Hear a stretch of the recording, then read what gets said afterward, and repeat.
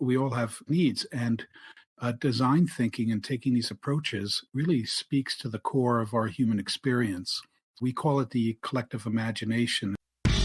Welcome to Inside Outside Innovation, episode 86, with Tom Lockwood and Edgar Papke. These two men join together to help large enterprises innovate using design thinking and leadership psychology. You can find their contact information in the show notes. So Tom and Edgar, why don't we start by telling us a little bit about how you guys came together and how you got interested in the space of innovation by design? This is Tom Lockwood speaking. Edgar and I have known each other for a number of years and both respected our work. In fact, we worked together at Storage Technology Corporation for a short period of time. But over the years, our careers were kind of parallel, but in different spaces. Edgar specializes in leadership. He's a leadership psychologist, so he specializes in helping boards and leadership teams be in alignment and kind of find the true meaning of what they're trying to do in their work. And I come from the design side, the corporate design side, whether that's industrial design or UX design and communications design, all of that together, which kind of rolls into this idea of design by innovation. So the idea of design thinking is inspiring to both of us from a creative point of view.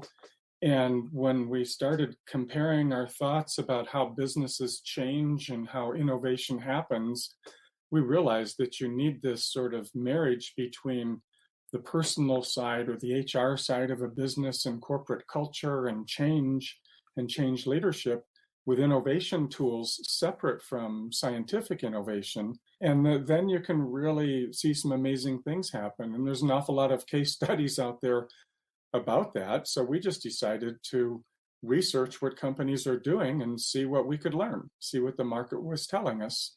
I understand that the book has a lot of it's been based on over 70 interviews and extensive research with organizations out there. Mm-hmm. Talk a little bit about kind of who you talked to or what are some of the biggest findings that you had that you put into the book? In terms of who we talked to and how we went about collecting information, the interviews actually cover a pretty broad span, everything from product managers and people responsible for product design, as well as people within organizations, CEOs, executives. So there's quite a blend of different, what I would suggest are levels as well as roles that people have in organizations and those that we spoke to. I think that one of the biggest surprises, if anything, was the level at which design thinking is being used in organizations that are highly innovative. When we began having conversations with people in organizations, the study group that we used for the book, the 21 organizations, they pretty much led us to one another, as well as a couple that Tom and I decided that we wanted to have in the group. And surprisingly, one of the aspects is how well versed they were at design thinking and how much leadership was aligned to the use of design thinking through the organization as a means of creating higher levels of creativity, greater levels of collaboration, all of the things that executives and organizations yearn for. These organizations were getting out in front of it and doing quite well. So would you say that corporations that seem to be more innovative and are doing it are using specific techniques, or are there patterns that you saw with the companies that were more innovative than less innovative? Yeah, I think certainly when you look at the idea of and the process of design thinking, they all have very similar approaches. One of the things that some of the organizations in the study group did quite successfully, and what they continue to do quite successfully, is create their own modeling around it and actually internal branding. Mm-hmm. This idea of how it is that we engage the customer and how we engage one another and creating alignment around that. And I think that in and of itself is quite powerful. That's an interesting take because we do a lot of lean startup training and that, and it is interesting to see which corporations kind of take the terminology and the skill sets and the tactics, but then to reapply that for their own specific culture, et cetera. I was just going to add to that, and you just finished off your comment with it, is that the uniqueness of the culture has so much to do with how it is that design thinking gets integrated into the culture and how much it can affect a culture. One of the outcomes here is the understanding that you can actually apply design thinking in this higher level of design around awareness and interpreting and understanding human emotion and behavior, and then actually be able to understand and look at your culture through that lens and find the uniqueness within the culture that allows you to understand how to use design thinking. And on the flip side of that, be able to utilize that to actually create the unique culture that you're seeking. And that's particularly useful for small organizations and startups. Larger organizations, it gives them a lens through which to be able to interpret and better observe and measure their cultures. Absolutely. Tom, so you've been in the design space for a while, you said. How have you seen this design thinking kind of evolve from what I think has been traditionally thought of as like product development and that to become more of a thought throughout an organization? I've seen it change a great deal. I mean, for years as design leaders, my background is in design management. So we've always said that we're fighting for a seat at the table. That design was always viewed, whether it's product design or UX design or even communications design, that we were viewed as, say, sprinkling on the cake. When it was about ready to go to market, we needed to brand it and make it look nice. But we always wanted a seat at the table because we could help problem solve too. And that's definitely happened. I think it's happened so much that a lot of people are kind of struggling with how much of a role to play and how to be more integrated into the company. So I think for a lot of time there, the design community was learning about design management and trying to learn about business. Now, the business community is trying to learn about design and user experience and human-centered design, and what does that mean? So there's definitely kind of a merging that's happening. But another big thing that happened is corporate design directors are kind of going the way that corporate quality went years ago. With quality, it used to be that there was sort of a certain quality department, that was trying to do lead quality through the company, through Six Sigma and different initiatives like that. But when it really took off is when employees at large get empowered and be responsible for quality. And I think the same thing has happened with design thinking, that corporate design directors or leaders are realizing that design thinking is not just a methodology for the design department to use, it can be a methodology for people across the company to use. And so they're partnering with corporate universities and with HR and with different change initiatives and employee training initiatives. And so now what we're seeing is design thinking at scale. And that's where you get into culture change of a company. And that's, I think, where the power really happens.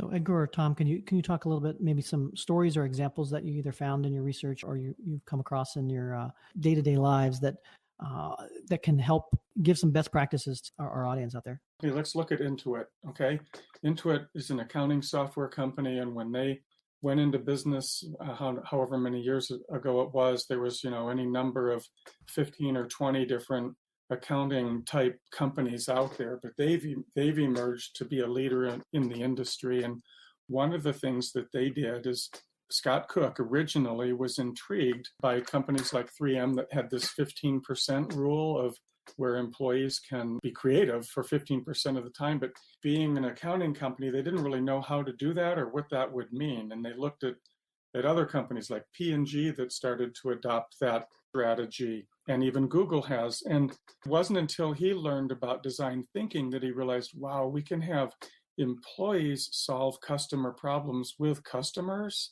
And all of a sudden, that helped that company move from being like a software in a box company to an app company and a cloud company, but also from a company that's just creating a product to push into different market segments to a company that co-creates solutions with various end users. And sometimes that's yields unexpected product and service results that they didn't initially predict. So this idea of co-creation, and then that helps companies sort of solve the right problems, so figure out with their customers what are their real problems and help solve them, that's a significant change that's happening. And if you take that a step further and you just simply look at it through the lens that moving close to the customer is better understanding the human experience, so that there's an alignment of the innovative process. There's an alignment of the intention of the innovation that speaks directly to that end user, and then being able to also take that and internalize it. So within an organization, and to be able to apply that to processes and systems within the organization as well, that then goes back to that very powerful idea of that you can actually influence the culture and influence how people are engaged and levels of fulfillment and commitment that are created internally in the organization. One of the examples in the book is New Zealand Trade and Enterprise, and they're responsible primarily for growing the New Zealand's economy on a global scale.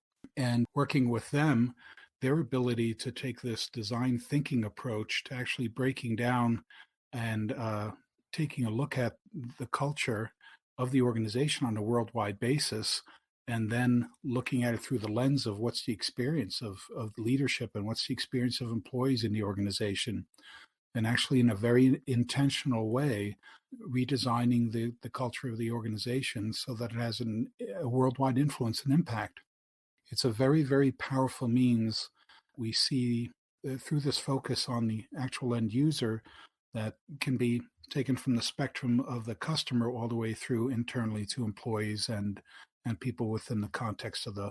Yeah, that brings up an interesting question because, it's not just about the tactics and the execution of design thinking and getting close to your customer, and that, a lot of the pitfalls that we've seen is, especially with existing corporations, is they have a lot of customers they could go out and talk to and that, but they have, and when they do, it's through the lens of their existing relationship, their existing business models, their existing framework, rather than taking more of a design thinking approach of let's understand what the customer's general problems are and then build and deliver around that. Because typically corporations a lot of times are so wed to their old business models and the old ways of doing things, it's very difficult to understand and see that new customer as a new customer, so to speak. Yeah, and having that understanding then allows you to also apply it to early stage and smaller organizations that are just getting their feet underneath themselves, and to understand that these are all possibilities for being much more intentional in terms of creating innovative cultures and much more intentional in terms of process and system that they engage in. And as they grow and scale, how important it is to be able to get out in front of that. So the lessons learned by larger organizations or organizations that are already creating those kinds of changes, those lessons can be applied to early stage and smaller organizations as they grow and scale, and help them to do so much more effectively and successfully. So when you're finding success by companies that are kind of adopting this culture and adopting this design thinking approach, are you seeing it being driven from the bottom up or top down, or a combination? Which ones and where are the pitfalls in this particular approaches? I thought we're seeing it both. It's bottom up and it's top down for sure. One of the pitfalls, though, is when it is top down, if those executive, we've seen a couple of examples where there's been an executive in a business unit that's been very proactive about this. And then if that executive leaves that company, these initiatives without ownership have actually failed. Now, that's not to say that the employees still don't want to do design thinking, and they still do design thinking, but if it's not part of a business process or an innovation process, if it's more ad hoc, it has less likelihood of success. Now, you also look at the modern day worker, people just gravitate to doing design thinking because we naturally want to be involved and want to contribute and want to be listened to and want to share our ideas. And so as people, I think, move from company to company, they want to take this skill set with them and expect it to be part of a way that companies operate these days. So in some of the cases, we've seen a groundswell of people that it's just emerged up, and then leaders have said, okay, let's embrace this and go for it. In other cases, it's been mandated from a top or middle level down and cascaded out from there. So Edgar, tell me a little bit about some of the reasons why you think this phenomenon has kind of been adopted. You look at some of the changes in the market space, whether it's technologies, pricing being cheaper and cheaper, access to markets getting more and more accessible, all these kind of distribution and disruptive things happening out there.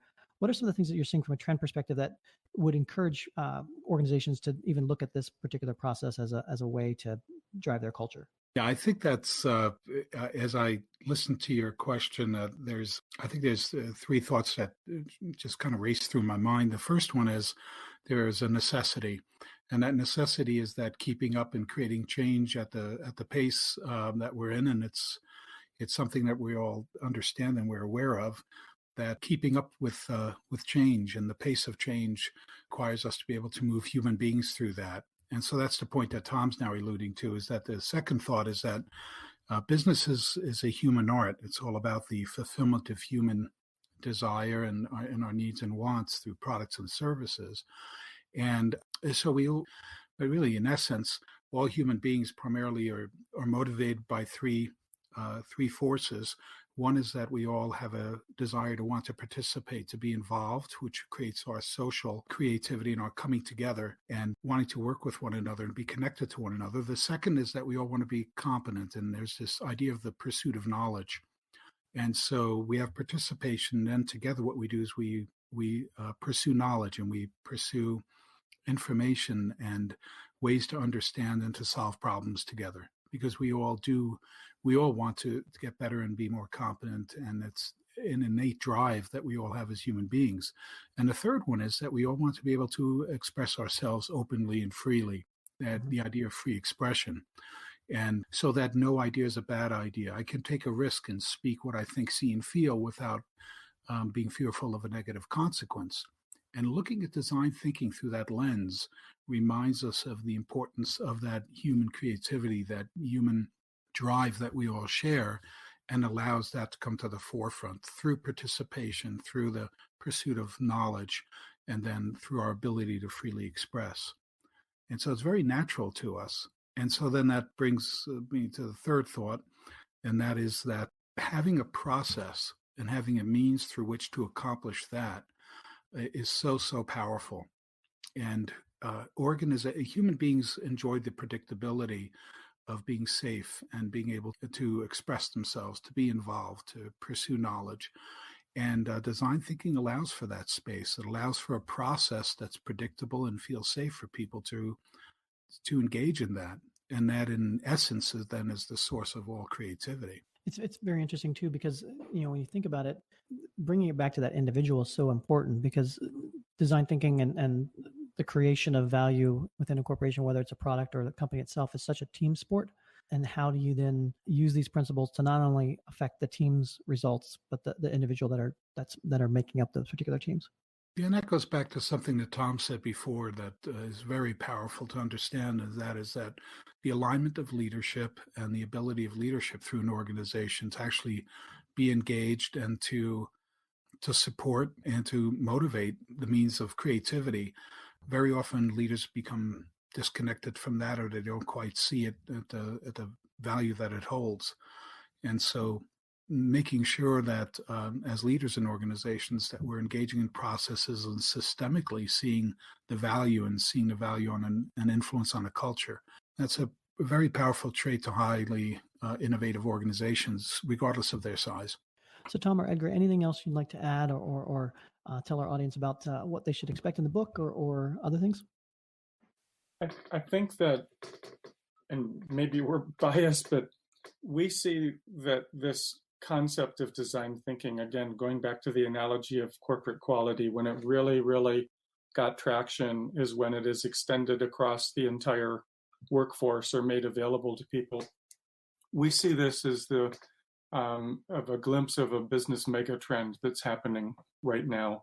When you look at the human needs people have that Edgar just explained, and you couple that with the need for innovation, and you couple that with how, say, Gen X and Gen Y and millennials want to work and want to be involved with a company and want to make a difference, but also see themselves as free agents that can transfer from company to company and share their ideas.